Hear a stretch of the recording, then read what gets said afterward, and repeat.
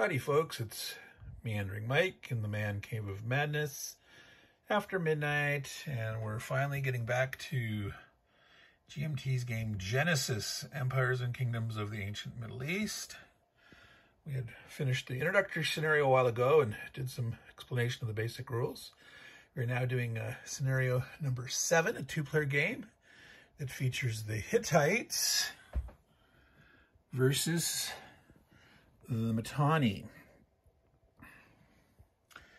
And so we'll go over the basics of the rules, how it differed from that introductory scenario.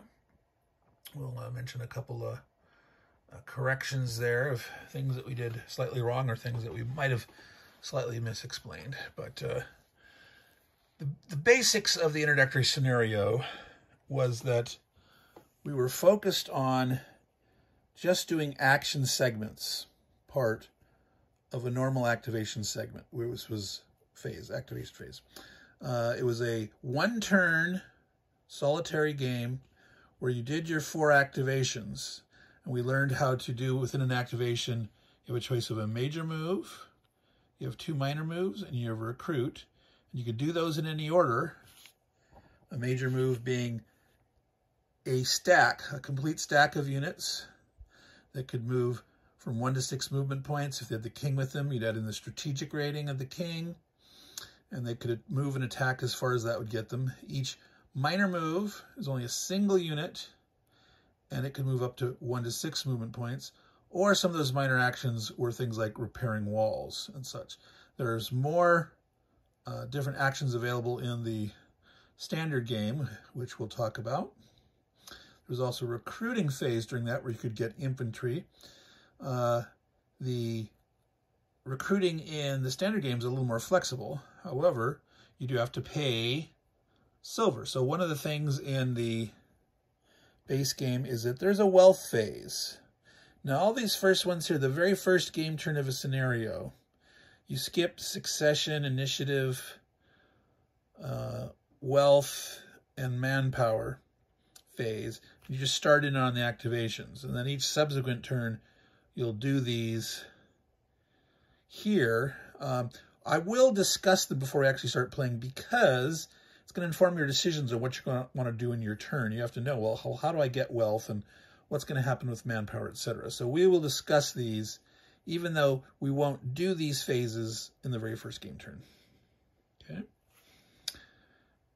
Now, one of the differences in the introductory game was that since it was all within the course of 1 turn, and we had our 4 different action segments that we would do, there was no isolation phase afterwards.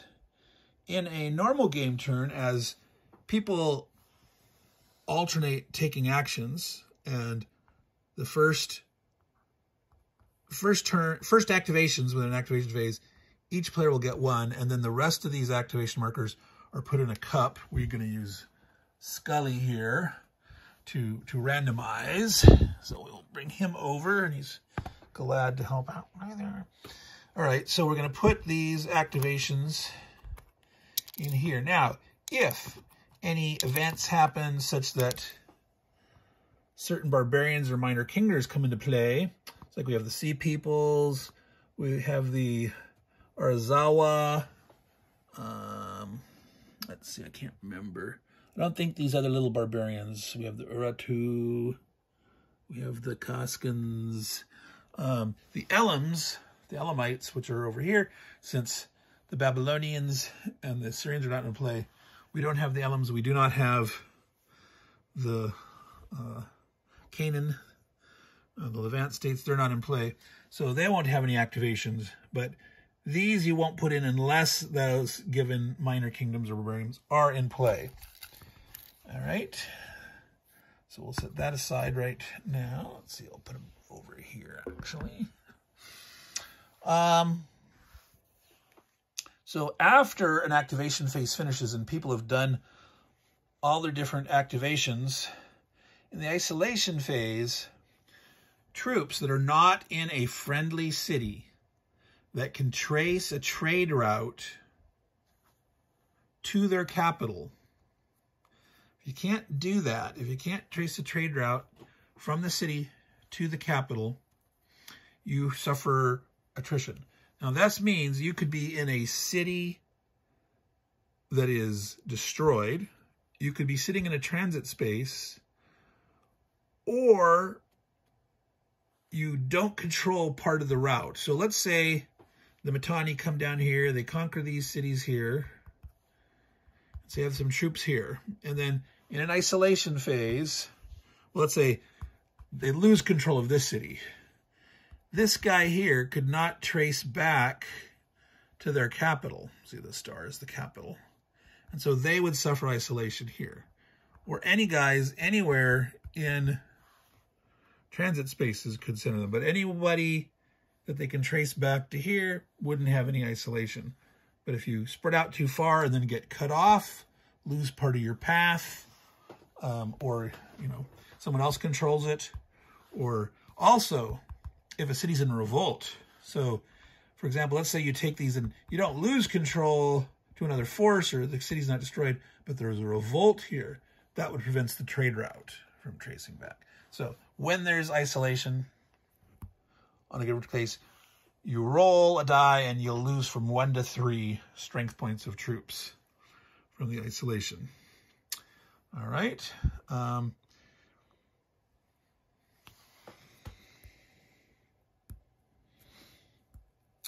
So succession phase has to do with the kings. We are playing with historical kings. You can play with the random kings. They actually suggest that, but we're gonna, for our purposes, which is sort of historical along with example of play, we're gonna go ahead and use the historical king. So right now they have their kings out there. Well, gotta get in focus and be able to read it. Buried under here somewhere. There he is. And so at the beginning of each turn, you remove the old kings and bring on your new king. Now, remember, these are long turns. These are 50-year turns. So we're starting on turn 5. It's 1500 BC. So we're counting backwards through 1450 BC, 1450 to 1400, 1400 to 1350 BC. So this is turns 5 through 7. For this scenario, 7, the Hittites versus the Mitanni. All right, so that's succession phase. Initiative phase, one kingdom is elected to go first, and I think it's whoever has the most, can't remember, total economic wealth, I think is it. And they get the choice of one of those players out there will have their first activation, and then it's in order from there, and then the rest of the activations are put in the cup.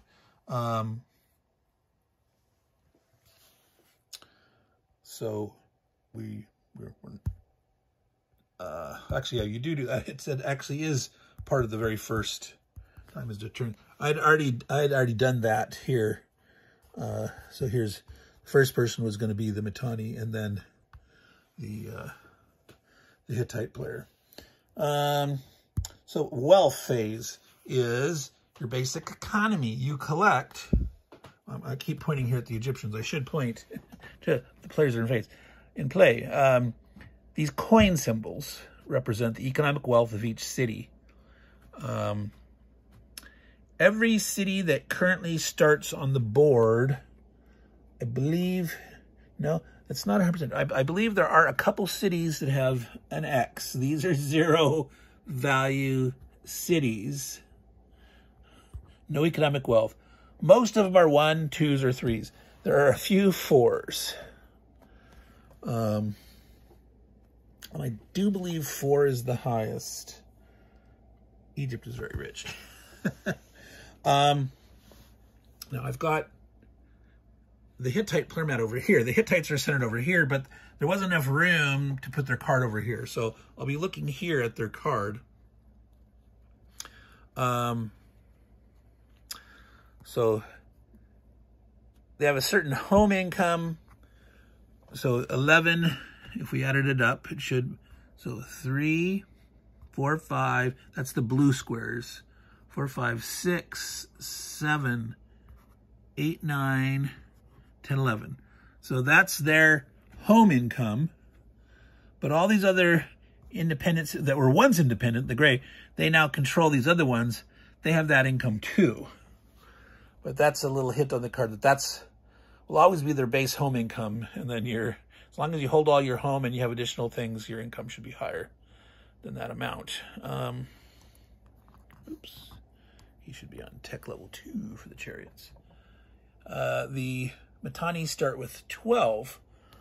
Home, 1, 2, 3, 4, 5, 6, 7, 8, 9, 12. All right, so that's theirs. And then they have these stuff here. Now, this province here, for this scenario, is not considered part of Canaan. It's not, it's considered to be gray. It's considered to be an independent. And these guys are put here to tell us that this is out of play. All this Egyptian area here, the Levant states into Egypt, and these are out of play for this scenario.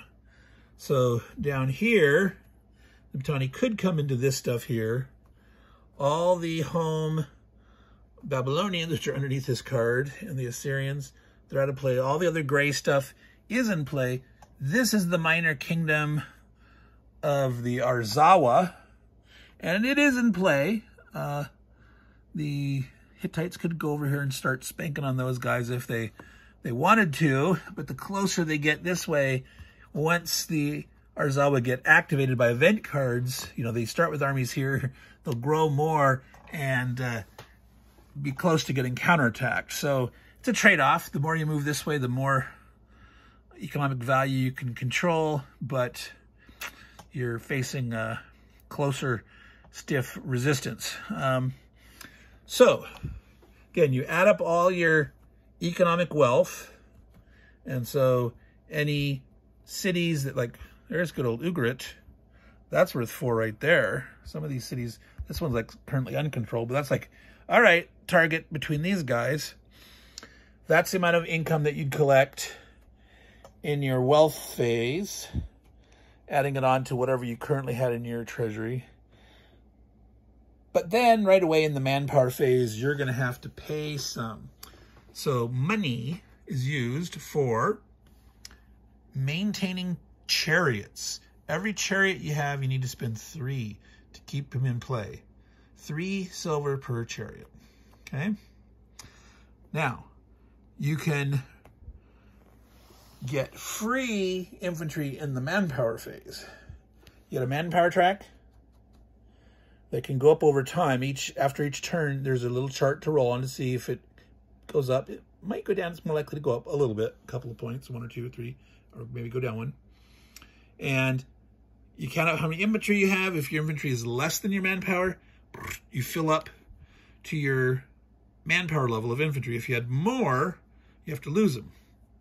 Now, during the normal activations, you can recruit infantry. The cost of 1 silver each. Each activation could recruit up to 2 infantry per city at 1 each. So you could build, 2 infantry here, recruit 1 here, and 1 here, and 2 over there. Spending, 6 points to get 6 more infantry. But if you spend too much in the recruitment phase, not only are you spending your treasury, but come around to the next manpower phase, if you recruited so many infantry and didn't lose any, you'd lose a ton of them. All right? So you want to wisely spend money to recruit infantry at a pace that's maintainable, as you might lose some. One of the other things you can do in the manpower phase is you can convert infantry into peasants. Peasants don't fight, but peasants can occupy cities for control purposes, and they are used to build better defensive walls, repair damaged defensive walls, rebuild cities that were destroyed, and they can actually create new cities in these transit areas. Now, the new cities in the transit areas are kind of wimpy. They don't have any economic value, but they do count for defense. They'll have 1, can be improved up to 2 wall, and that could be important to try to say, cut off the enemy from, like, I don't want you tracing a trade route here, I'm going to build a city, or I want to make it harder for you to encroach upon my trade routes, etc. So you can build new cities, you can repair ones that were destroyed. If someone came in and conquered one of your big cities, they might destroy it, and you'd have to rebuild it, repair those walls. You need to make money to maintain chariots, and you can build new chariots, or you raise them is the technical term. You can raise chariots. Chariots cost 5 silver. Yes, 5 silver each to raise. So it costs 3 to maintain the old ones. You want to build new ones, it costs 5. So that's a lot of silver. And during these activations, when you do a recruit phase and you can recruit infantry at 1 silver per, you can recruit chariots if you want to, but it'll cost you 10. Yeah, 10 silver. So impulse buy chariot purchases during activation phases is going to drain your treasury really bad. I'm going to warn you now against that, because once we hit the activation phase, this payment segment, okay, this wasn't a factor in the introductory scenario because there was no silver. We were just cycling on the action segments. You got your segment, you did your segment. Well, there are cards that you have to draw, and to actually take your activation, you must pay 1 silver. So when it's your turn to do an activation in the activation phase, in the normal game, you must pay 1 silver to draw the card and potentially keep it. You have to draw a card to see if there's a bad one, because there are certain ones that say must play. So you always have to draw, but you can only keep it if you paid, and you can only actually take your action if you paid. So if you run out of your treasury, if you don't keep at least 4 in your treasury to take your 4 activations, you are going to suffer. You're going to be at a big disadvantage. And in fact, you really should keep more than 4 in your treasury, because there are events that can make you pay money. There are things that can pull money away from you in the middle of battle. If your king is in a battle and you lose, the enemy can loot your treasury, partly. They roll a die and they make you lose from 10 to 60% of your treasury, and they get it. So be very careful. Careful about taking your king into combat against another player. But sometimes you just got to risk it, right? That's the way you win these campaigns, right? But, you know, make sure you have enough in your treasury. If you spend it all too quickly building more chariots and, you know, building other things, which we hadn't covered, you know, we talked about building new cities, repairing the walls. There's also building monuments. And well, those are important. I should have mentioned this for all that, but let me finish the activity stuff. You know, all those things that you spend money on, it's tempting to spend and spend and spend. You got to save some for your actions, or you're screwed, right? So keep that in mind. But, you know, don't be too conservative. You just keep tons and tons in your treasury. Again, like if they come in and, you know, bam, make you lose and your king's there, just think of how much more they're stealing. If they could, 40%, and you had stockpiled 80, you know, you're losing 32 of that. That's huge, right? So now, victory. Let's go to the point of this. In that introductory scenario, Sargon the Great was trying to make his way to the coast to establish a trade route from a port back home. And that was it. He had to get that done in this one turn, in his 4 activations. So he saw it's possible to fail, to be Sargon the not so great. Maybe you die in battle. Maybe you just don't quite make it far enough. You didn't get enough dice rolls. Well, the normal game, it's all about economic control and sort of posterity. The monuments, okay? Each city's economic value is worth 1 victory point. We look at victory points each turn, and we have a track to record it, but it really only matters the very last turn, right?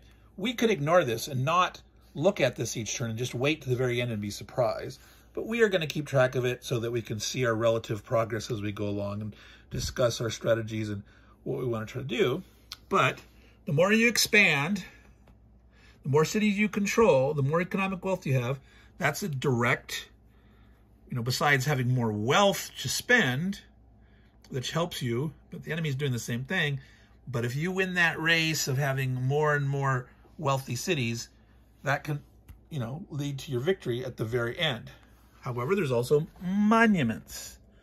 Each city can have one monument, and monuments are worth victory points at the end. Now, there's a limitation. You must build monuments in each of your home cities before building them anywhere else. So right now, it looks like the Mitanni only have one monument. So they started with more overall wealth, I believe, more economic wealth of their cities, but they have less monuments. The Hittites start with more, and, the Mitanni can potentially spend more. It does take actions to build monuments. So minor actions, during each action segment, a minor action can be to start a monument or finish a monument. Okay? In one activation phase, you get 2 minor actions per activation segment, but you can't start and finish the same monument.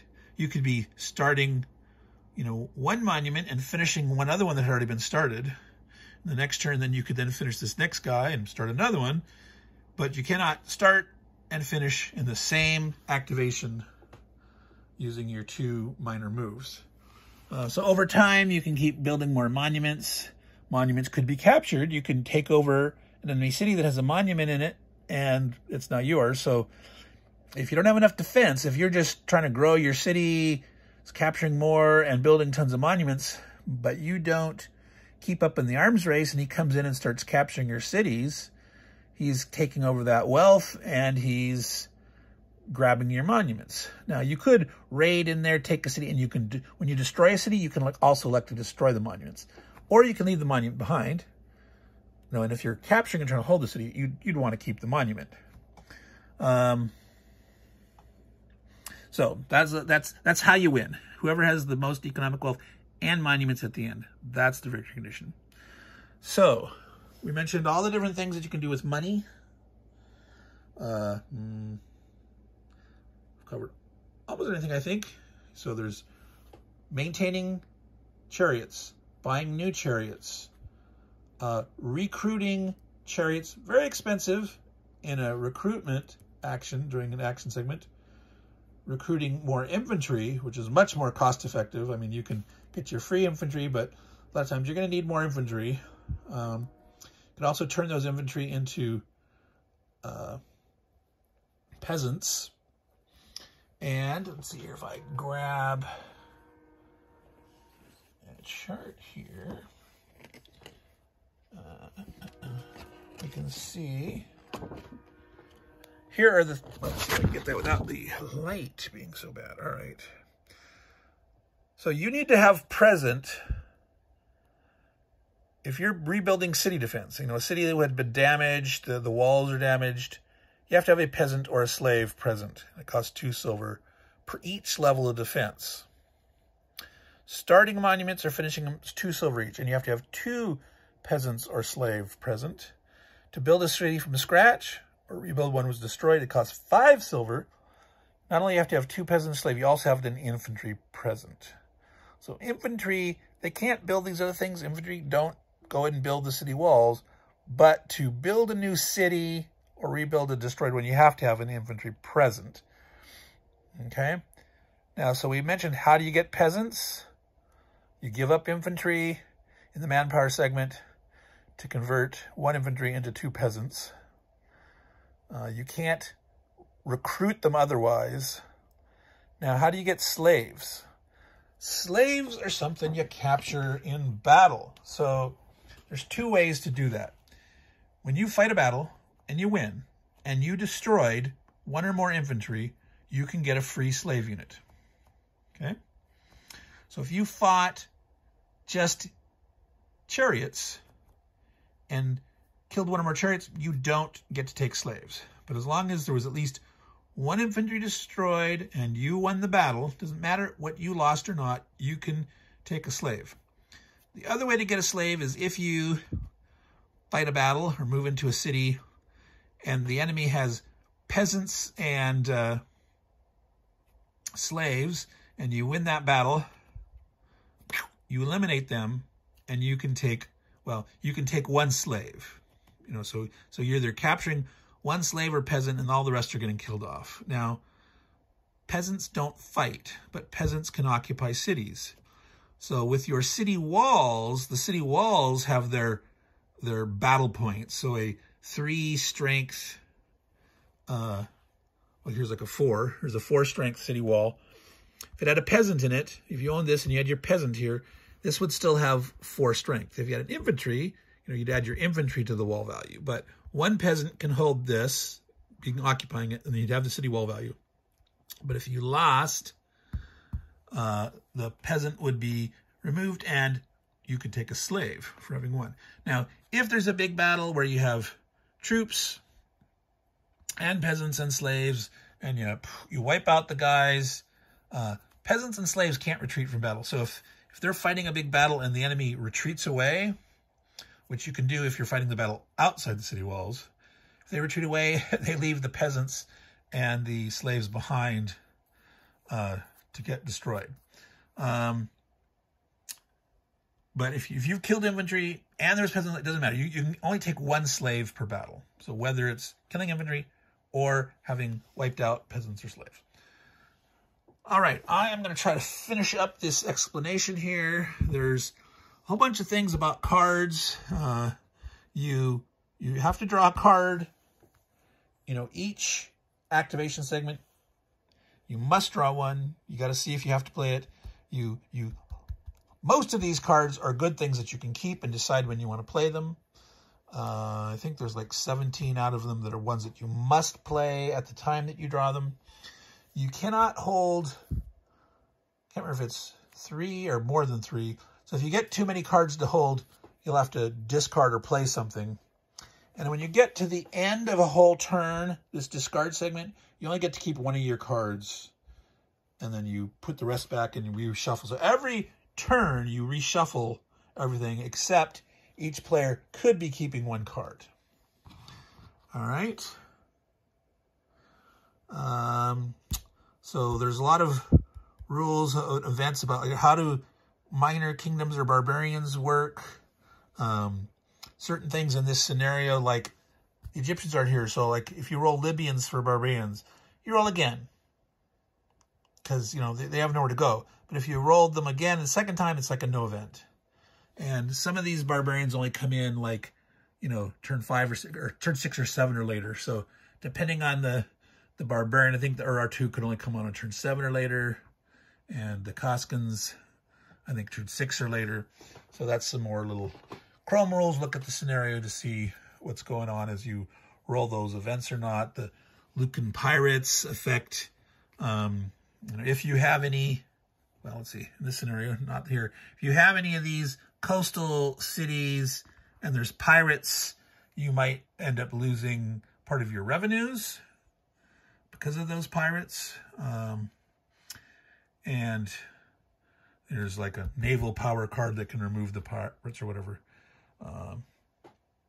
So I think that is the vast bulk of the rules. Okay, the one thing that I had mentioned wrong in the introductory scenario was when you are moving a force, say you're coming up to attack Mari, I think this was the case here, okay, and you have a certain number of movement points, not only do you have to pay the movement point to get in, you must have the points to attack.